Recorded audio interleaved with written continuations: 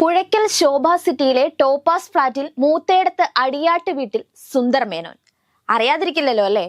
2016 March 31 India ഗവൺമെന്റിന്റെ Padmashri award, 2015 Asia Pacific സംരംഭകത്വ award, Indo ബ്രിട്ടീഷ്യൻ ബിസിനസ് എക്സലൻസ് അവാർഡ്, മാരിടൈം സൊല്യൂഷൻസിനും ജീവകാരുണ്യ പ്രവർത്തനങ്ങൾക്കുമുള്ള TGM അവാർഡ്, അമ്മ award 2015, 2012 Arabian business award, Kerala സംസ്ഥാന വ്യാപാരി വ്യവസായി സമിതി ബിസിനസ് എക്സലൻസ് അവാർഡ്. ചോദിച്ചിട്ടാണോ ചോദിക്കാതെയാണോ എന്തോ അവാർഡുകളും ആദരങ്ങളും ഒക്കെ വാരിക്കോരി അങ്ങ് കൊടുത്തു.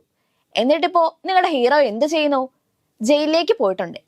പെട്ടെന്ന് ഉയർന്നു വന്ന കേസിന്റെ പേരിലൊന്നുമല്ല ഈ യാത്ര. വേറെയും 18ഓളം കേസുകൾ ആളുടെ പേരിൽ നിലവിലുണ്ട്. പൂങ്കുന്നം ചക്കാമുക്ക് ആസ്ഥാനമായി പ്രവർത്തിച്ചിരുന്ന ഹീവാൻ നിധി ലിമിറ്റഡ്, ഹീവാൻ ഫിനാൻസ് എന്നീ സ്ഥാപനങ്ങൾ വഴി വൻ പലിശ വാഗ്ദാനം ചെയ്ത് നിക്ഷേപങ്ങൾ സ്വീകരിച്ച് പലിശയോ നിക്ഷേപമോ തിരിച്ചു നൽകാതെ ഒരു ആഘോഷം അങ്ങ് നടത്തി നമ്മുടെ ഹീറോ.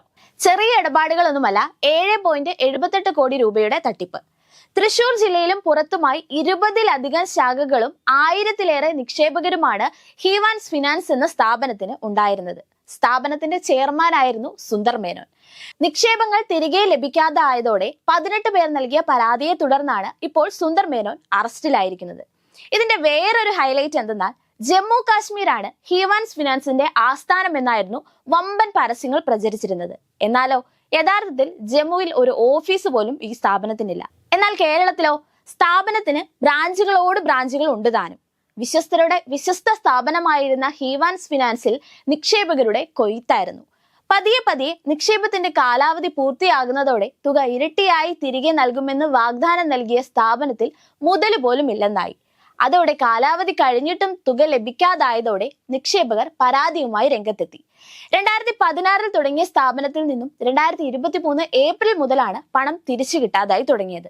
നിക്ഷേപകർക്ക് വണ്ടിച്ചെക്ക് നൽകിയെന്നും ഭീഷണിപ്പെടുത്തിയെന്നും പരാതി ഉയർന്നിരുന്നു.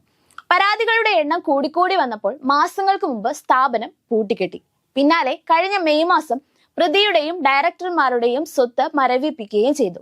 കോൺഗ്രസ് നേതാവും മുൻ കൗൺസിലറുമായ CS ശ്രീനിവാസൻ ഉൾപ്പെടെയുള്ളവരാണ് ഇതിൽ പ്രതി ചേർക്കപ്പെട്ടിട്ടുള്ളത്. നിക്ഷേപകരിൽ ചിലർ മുഖ്യമന്ത്രിക്ക് പരാതി നൽകിയതോടെയാണ് തൃശൂർ വെസ്റ്റ് സ്റ്റേഷനിൽ ഉണ്ടായിരുന്ന കേസ് ജില്ലാ ക്രൈംബ്രാഞ്ച് ഏറ്റെടുത്തത്.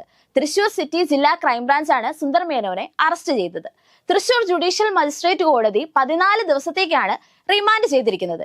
2016 മഹാന് പത്മശ്രീ പുരസ്കാരം ലഭിച്ചത്.